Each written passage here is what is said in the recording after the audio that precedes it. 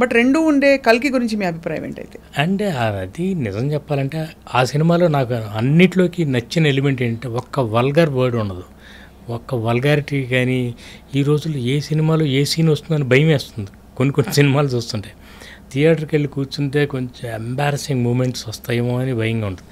అలా లేకుండా ఉంది కల్కి. దట్స్ ది ఫిల్మ్ స్ట్రెంగ్త్ అన్న ఫీలింగ్. విజువల్గా వండర్ఫుల్. ఇప్పుడు జార్జ్ లూకాస్ లాగా లార్జ్ క్యాన్వాస్ తీసుకుని తీశారు, మీకు స్టార్ వార్స్ లాంటిది. మనకి కొత్త విజువల్ అనమాట. You are only seeing those things when you are like a kid ఆ రోజుల్లో. తర్వాత మన తెలుగు సినిమాలకి అది రావటం అంటే చాలా మంచి పరిణామం. అండ్ నాకు ముఖ్యంగా నచ్చింది ఏంటంటే ఎటువంటి వల్గారిటీ లేదు, ఇది లేదు, క్లీన్గా ఉంది, ఫ్యామిలీ అందరూ కూర్చొని చూడొచ్చు.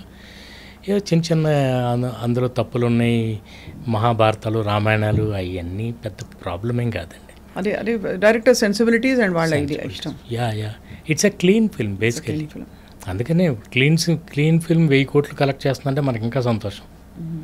ఓ వల్గర్ సినిమా కలెక్ట్ చేసిన దానికంటే క్లీన్ సినిమా కలెక్ట్ చేస్తాం. అలాంటివి కూడా చూసాంగా చాలా.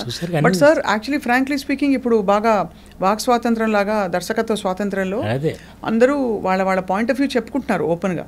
దట్ వీ బిలీవ్ దట్ ఈ సీన్ అవసరం, ఈ న్యూడిటీ అవసరం అని జస్టిఫై.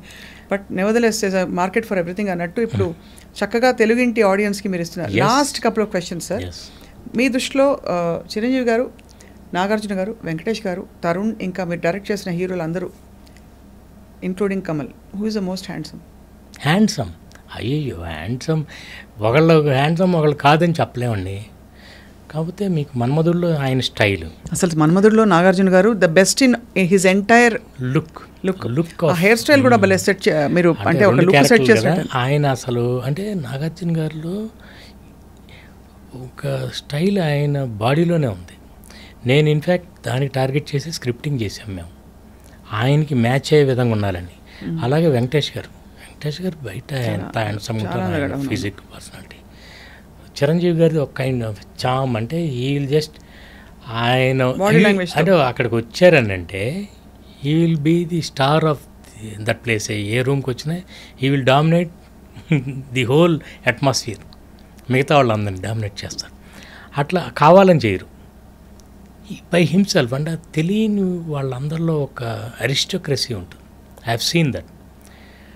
ఇక మిగతా వీళ్ళందరూ all these. Tarun is a very, ఆ రోజుల్లో వయసులో ఉన్నప్పుడు చాలా బబ్లీగా, చాలా ఇదిగా, అండ్ వెరీ ఎనర్జెటిక్. అసలు మీకు పాటల్లో డాన్స్ అది చూస్తే చాలా లవ్లీగా ఉంటాడు అనమాట, బాయ్ నెక్స్ట్. అలా వేణు, ఆ రోజుల్లో వేణు మంచి స్టైలిష్ సూట్స్, సాంగ్స్ అన్నీ చేసినప్పుడు ఒకళ్ళు ఎక్కువ ఒకళ్ళు తక్కువ చెప్పలేను. రామ్ ఎంత స్టైల్గా ఉంటాడు.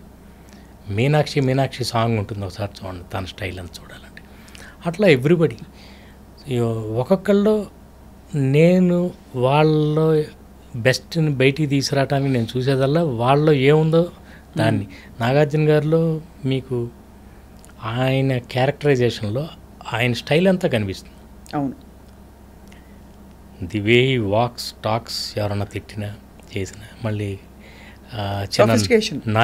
సోఫిస్టికేషన్. అలా ఈయన వెంకటేష్ గారిలో he so real, very real. So that's the right word, perfect. He is very real.